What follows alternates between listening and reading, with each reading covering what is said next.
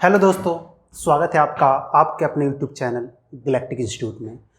और आज हम डिस्कस करने वाले हैं एक बहुत ही इम्पोर्टेंट टॉपिक जो है संविधान सभा की समितियां। जी हाँ, ऑलरेडी हमने संविधान सभा स्टार्ट किया था, उसी में ये तीसरा लेक्चर है आज। और आज हम पढ़ेंगे क्या, संविधान सभा की समितियां। अगर मैं बात करूं संविधान सभा की समितियों की बच्चों, तो देखो टोटल 8 बड़ी समितियां और कई सारी छोटी समितियां थी। ठीक है, कितनी समितियां थी? बड़ी समितियां थी टोटल 8। ठीक है, 8 बड़ी समितियां थी। इसके अलावा कुछ छोटी समितियां भी हमें देखने को मिलती है। तो चलिए हम स्टार्ट करते हैं सबसे पहले बड़ी समितियों के साथ कि 8 जो बड़ी समितियां थी उसमें कौन कौन से मेंबर थे, कौन कौन उसके अध्यक्ष थे और कौन कौन सी समितियां थी। ठीक है, आज आप इस वीडियो को अगर पूरा लास्ट तक देखते हो तो आपके 2 नंबर पक्के हैं। कितने? 2 नंबर आपके पक्के हैं एग्जाम में। यहां से 2 नंबर के लिए क्वेश्चन आता है केवल इस टॉपिक से। तो ध्यान से सुनना मेरी बातों को, बिल्कुल मन लगा के, और कॉपी निकाल लो और नोट्स बना लो। ठीक है, तो चलिए स्टार्ट करते हैं। पहला पॉइंट्स बड़ी समितियों का। तो टोटल कितनी समितियां हैं बच्चों? तो 8। कौन सी बड़ी समितियां? संविधान सभा की बड़ी समितियां टोटल 8 हैं, जिसमें पहली है संघ शक्ति समिति। कौन सी बच्चों? संघ शक्ति समिति, जिसको लीड किया जवाहरलाल नेहरू ने। अब देखो मैं 3 नाम बताऊंगा यहां पे और उनके अकॉर्डिंग ही हम इसको पढ़ेंगे। तो सबसे पहले हम देखते हैं कि जो संघ शक्ति समिति है इसको जवाहरलाल नेहरू लीड कर रहे थे। इसके अलावा जो संघीय समिति थी संविधान की, संघीय संविधान समिति, उसको भी नेहरू लीड कर रहे थे। इसके साथ साथ नेहरू के पास एक और समिति की जो अध्यक्षता है उन्होंने की, वो क्या था? राज्यों के लिए समिति। यानी राज्यों के साथ कैसे समझौता होगा, राज्यों को किस तरीके से लाया जाए, ठीक है, उसको भी जवाहरलाल नेहरू लीड कर रहे थे। तो 3 यहाँ पे नाम बताए 3 कमिटियों के मैंने, एक राज्यों के लिए समिति, संघीय संविधान समिति और संघ शक्ति समिति। जवाहरलाल नेहरू इसके अध्यक्ष है। तो मेरे साथ बोलो, संघ, संघीय, देखो संघ, संघीय और राज्य। अगर ये 3 वर्ड याद रख लिया आपने तो आप बता सकते हो इसको लीड किया था नेहरू ने। क्या? संघ, संघीय और राज्य। राज्यों से मिलकर ही संघ बनता है और संघ को ही हम संघीय कहते हैं। तो आप याद रख सकते हो यहां से संघ, संघीय और राज्य समितियां जो थी संविधान सभा की, उसको लीड कर रहे थे जवाहरलाल नेहरू। अब हम नेक्स्ट की बात करेंगे जो है हमारा प्रांतीय संविधान समिति। कौन सा? प्रांत। देखो प्रांत जो थे भारत में कई सारे प्रांत थे, उनको एक साथ जोड़ना और वहां से किस तरीके से सदस्यों का चुनाव किया जाए, तो वो समिति के जो लीड थे वो थे हमारे सरदार पटेल। कौन से? प्रांतीय संविधान समिति को लीड कर रहे थे हमारे सरदार पटेल। और इसके अलावा सरदार पटेल एक और जगह देखने को मिलेंगे हमें। ठीक है, अब ये कौन सी समिति है?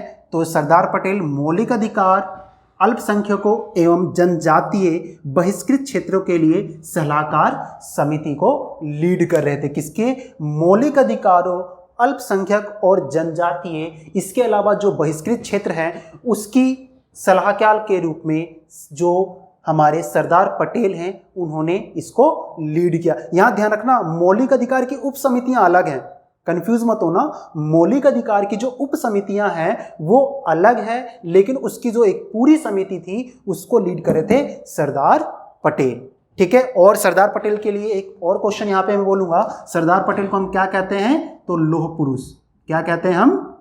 लौह पुरुष। ये भी आपको याद रखना है कि सरदार पटेल लौह पुरुष के नाम से जाने जाते हैं। ठीक है, आयरन मैन, अगर कहना आयरन मैन कौन है इंडिया का, तो सरदार पटेल।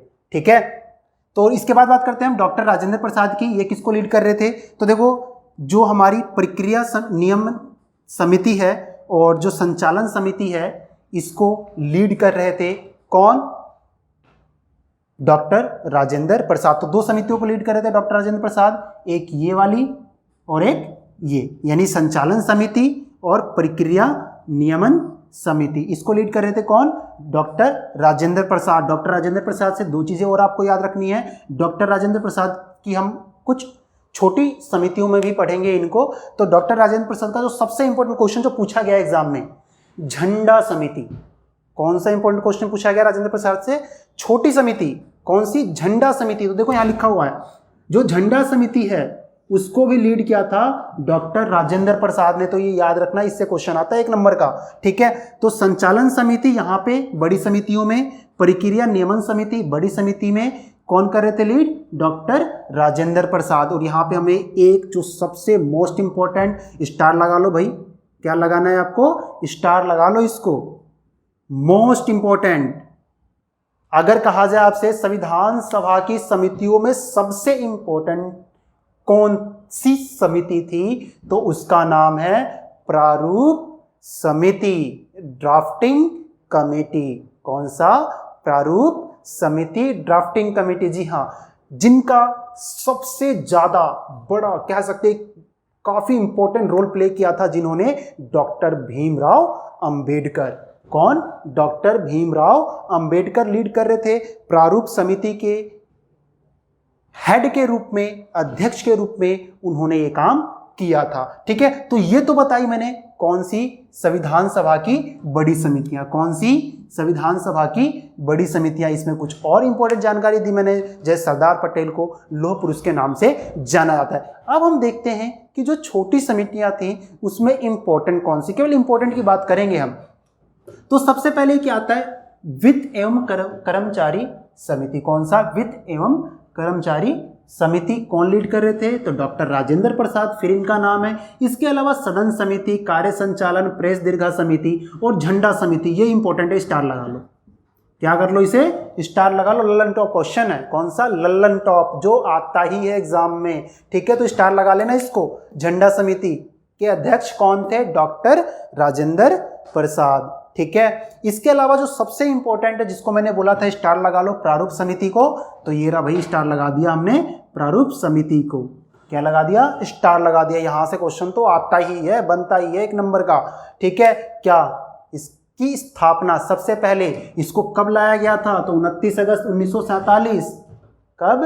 29 अगस्त 1947, आज़ादी के 14 दिन बाद। याद रखना, अगर याद ना हो तो, जिस दिन भारत आज़ाद हुआ उसके 2 हफ्ते बाद, 14 दिन बाद 29 अगस्त को प्रारूप समिति बनाई गई। और इसका हेड किसे चुना गया? तो इसका हेड चुना गया डॉक्टर भीमराव अंबेडकर को, जिनका सबसे इंपॉर्टेंट रोल हम देखते हैं अपने संविधान में।